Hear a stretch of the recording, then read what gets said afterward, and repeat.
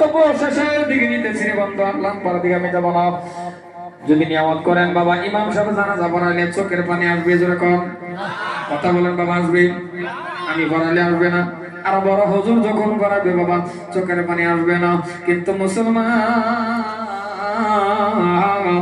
যখন নিজের সন্তান এমএ পাস, নিজের সন্তান যখন বিএ পাস, নিজের সন্তানটা যখন বিএ পাস হবে, নিজের সন্তান যখন বাবা আলিম না হয়েছে বাবা কি হলো বাবা মেট্রিক পাস সন্তানটা বাবার জানাজা পড়াই দিতে পারবে। যখন জানাজার নিয়ম কানুনটা জানবে আর জানাজার দোয়াটা জানবে, জানাজার তাকবীর গুলো যখন জানবে, তাকবীর জানার পরে গো সন্তান যখন দাঁড়ায় যাইবে, যখন বলবে আল্লাহু আকবার আল্লাহু আকবার বলে বাবা নিয়ামত করবে, তাকায় দেখবে এটা বাবা। 2 নম্বর তাকবীর যখন বলবে তাকায় দেখবে এটা মা।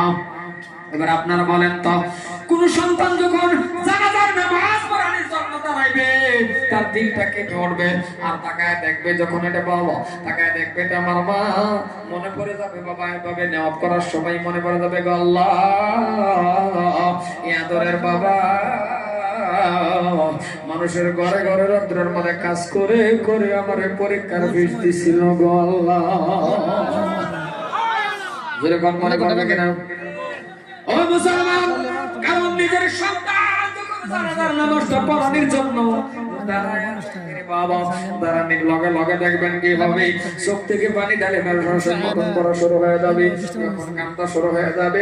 কোন সন্তান বাবা মার জানাজা পড়ানোর জন্য বাবা মার জানাজা নামাজ পড়াইতে সময় চোখের থেকে ডাকিনা রসের মতন পানি ভরে। আল্লাহ পাক কি বলে জানেননি? আল্লাহ বলে গো শুনে রাখো, এই মা আর কান্দিস না, আর কাঁদতে হবে না, আমি আল্লাহর কুদরতি রুমাল দিয়ে রে তোর চোখের পানি মুছে দিলাম, আর তোর মা বাবার গুনাহ আমি আল্লাহ মাফ করে দিয়েছি। তাইলে বিয়ে পাস গাড়ি নাই, বিয়ে পাস গাড়ি নাই, ও হাই সেকেন্ডারি পাস গাড়ি নাই, খালি জানাজার নামাজটা পড়ানো শিখেন। কিন্তু আলিমের জন্য যদি হয় আলহামদুলিল্লাহ, মুক্তি হয়েছে আলহামদুলিল্লাহ, ভালো কথা। কিন্তু আপনি এমএ পাস করছেন না বাবা, এমএ পাস করছেন যে আপনি বাবা নেটলেটের পাত্র না, কারণ আপনি একজন দামি মানুষ। আপনি এমএ পাস করছেন বাবা, দুনিয়ার সার্থক বাবা আছে, এমএ পাস শিক্ষিত একজন ছেলে, সাথে যদি আমার আল্লাহর কালাম আল্লাহ শরীফটা খালি অল্প রাখেন আর পাক আর নাপাকটা রাখেন বাবা, যতটুকু জায়েজ আছে ততটুকু শিক্ষা করেন।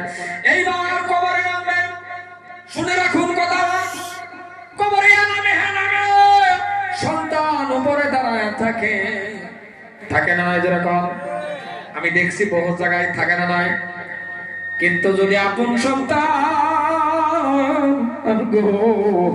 কবরের মধ্যে যদি বাবা নিজের সন্তানটাও কবরের মধ্যে যদি নামিয়ে যাও, নিজের সন্তান যখন কবরের মধ্যে নামবে, এইবার মনে রাখবেন প্রত্যেকটা মানুষ কবরের থেকে উঠে চলে আসে, একটা মানুষ সর্বশেষে উঠে নেয়। যেরকম নাকি উঠে নেয়, মানুষ কবরের থেকে শেষবারের মতন কবরের থেকে নামে, কবরের থেকে ওঠে।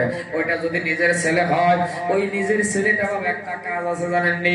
ওই কাজটা কি কাজ জানেন? একটা কাজ শেষবারের মতন মানুষ প্রত্যেকটা মানুষ কবরে করে, কবরে করে বা নিজে করে। আর যদি নিজের সন্তানে করতে পারে বাবার এর মতন ভাগ্য ধরার নয়। কি কাজ জানেন? ওই কাজটা হলো প্রত্যেকটা লাশের মুখের থেকে বাবা কাপড় সরায়া দেয়, মা হোক বাবা হোক কাপড় কানা সরায়া একটা কাপ করে দেখবেন আপনি। ওই কামটা হলো প্রত্যেকটা লাশের মুখের মধ্যে ধরে মুখখানা পশ্চিম দিকে কেবলার দিকে করে না, না জুড়ে বলা লাগবে বাবা, করে না? ওই কেবলার মুখখানা করার সময় কবরের মধ্যে যদি এই কাজটা যদি নিজের ছেলে করতে পারে, নিজের সন্তানে যদি করতে পারে, নিজের সন্তান যখন জীবনের শেষবারের মতন বাবা মুখের মধ্যে যখন হাত লাগাই, মার মুখের মধ্যে যখন হাত লাগাইবে, দুইটা হাত লাগায়া পশ্চিম দিকে যখন করবে, কারণ এটা জীবনের ছেলের জন্য বাবার মুখে হাত, জীবনের শেষবারের মতো মার মুখের মধ্যে হাত, আর হাত দিতে পারবে না, কোন সন্তান হাত দিতে পারবে না। ওই টান্ডার মধ্যে বাবার মুখের মধ্যে হাত লাগাইয়া যখন, মার মুখের মধ্যে হাতখানা লাগাইয়া যখন পশ্চিম দিকে মুখটা করে, সন্তানের চোখ থেকে ডালিমের রসের মতন পানি পড়ে না।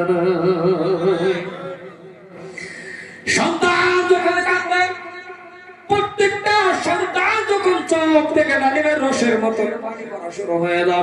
আল্লাহ পাক রব্বুল আলামিন বলে কান্দিস না রে, কবরের থেকে উঠে আস। কারণ সন্তান বাবা মার জন্য দোয়া করলে সেকেন্ডে কবল হয়, আর বাবা মা সন্তানের জন্য দোয়া করলে সেকেন্ডে কবল হয়। কারণ এই দোয়াগুলি এমন দোয়া বন্দুকের গুলির আগে পৌঁছে যায়। ছেলেরা শুনে রাখো, মা বাবা দোয়া করলে রাস্তাঘাটে রাখর বিপদ হয় না, মা বাবা দোয়া করলে রাস্তাঘাটে মুসিবতে পড়বা না, মা বাবা দোয়া করলে ধন সম্পত্তি বাড়ে, মা বাবা দোয়া করলে মা বাবার দোয়া বন্ধুকের গলির আগে যাও, যেটা নাকি নিজে বাস্তব প্রমাণ। ও যুবক, তোমার মতো আমি একটা যুবক, আজকে হাজার হাজার মানুষের সামনে আমি বক্তব্য দেই, হাজার হাজার মানুষের সামনে আমি কথা বলি। ও যুবক, ও যুবক, কলেজার টুকরা যুবক, আমি নাম আলোচনার দিকে নিতেছি না, একেবারে কম সময়ের মধ্যে শেষ করতেছি। যুবক শুনে রাখো, তোমার মতন যুবক দোয়া কিন্তু পিছনে বলছিলাম চেয়ারের মধ্যে বসে কথা বলাটাই মার দোয়া। আজকে আমার মা দোয়া না করলে আমি আপনাদের সামনে কথা বলতে পারতাম না। কারণ পাঁচবার করে কাবা ঘর তওয়াফ করা দোয়া কিন্তু মা, হাজার হাজার মানুষের সামনে কথা বলে দোয়া কিন্তু মা, আজকে বাংলাদেশ ত্রিপুরা কলকাতা কত দূরে দূরে বক্তব্য দেওয়া দোয়া কিন্তু মা, দুইটা মাদ্রাসার মহতামিম দোয়া কিন্তু মা। এই যে মা দোয়া করে গো, মা দোয়ার বরকতে আপনাদের সামনে আজকে আমি কথা বলতেছি। এই জন্যই যাদের মা নাই, যাদের বাবা নাই, কবরের মধ্যে বাবা মা চলে গেছে, এখন আপনার দোয়ার ভান্ডার তো বাবা কবরে চলে গেছে, এখন আপনি কি করবেন? ওই কবরের পাশে যাইবেন, কবরের পাশে যাইয়ে গো, কবরের পাশে দুটা হাত আল্লাহর কাছে তুলে ধরবেন, আল্লাহর কাছে তুলে ধরে বলবেন, আল্লাহ গো, আজকে আমার বাবা কবরে, আজকে আমার মা কবরে, এরা কবরের মধ্যে গো আছে গো আল্লাহ, ও গো আল্লাহ, এরা থাকলে চিকিৎসা করা লাগতো, এরা থাকলে খাওয়া দেওয়া লাগতো, এরা থাকলে গো বরণ পোশাক দেওয়া লাগতো। আল্লাহ এরা আজকে কবরে কেমন আছে জানি না গো আল্লাহ, তুমি আমার আজকে বিল্ডিং এর মালিক বানাইছো, আল্লাহ তুমি আমার গাড়ি কেনার মালিক বানাইছো, আল্লাহ তুমি আমার কোটি টাকার মালিক বানাইছো, ও গো আল্লাহ, কিন্তু আজকে আমার বাবা না, মা না, এরা কবরে আছে। এই বাবা মা কবরের শান্তি পাওয়ার জন্য, এই বাবা মা কবরের মধ্যে সুখে থাকার জন্য, এদের রূহ মাগফিরাত কামনার জন্য আমি যদি বলি আপনার কাছে একটা আবদার করে, আল্লাহ পাক রব্বুল আলামিন আপনার বাবা মারে কবরের মধ্যে যাতে আল্লাহ জান্নাতে বিছনা বিছায়া দেয়, আমি দোয়া করব আল্লাহ পাক রব্বুল আলামিন আপনাকে যাতে কাবা ঘর তওয়াফ করায় মৃত্যু দেয়, আর নবীজির রওজা খানা যাতে জিয়ারত করতে পারেন। আমি একটা মানুষ আবদার করব, এই মসজিদের ভিতরে আস্তে আস্তে আস্তে আস্তে আস্তে করে বাবা আপনি টাকাটা দিয়ে দেবেন। হাজার হাজার টাকা আমি আপনার কাছে আবদার করব না, হাজার হাজার টাকা আমি আপনার কাছে চাইব না, কারণ দেওয়ার মালিক আপনি নয়, আল্লাহ।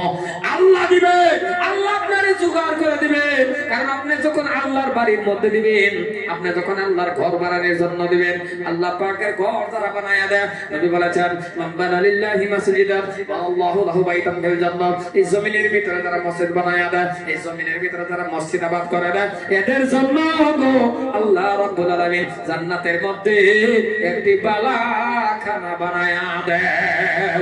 এই বালাখানার জন্য আছেন কোন আল্লাহর বান্দা এই মসজিদের ভিতরে একটা মানুষের বাবা, আমি অন্তর খুলে দোয়া করব, আমি দিল খুলে দোয়া করব, এই হাতটা দিয়ে আমি কতবার কাবা ঘর ছাড়ছি আল্লাহ ছাড়া কেউই জানে না।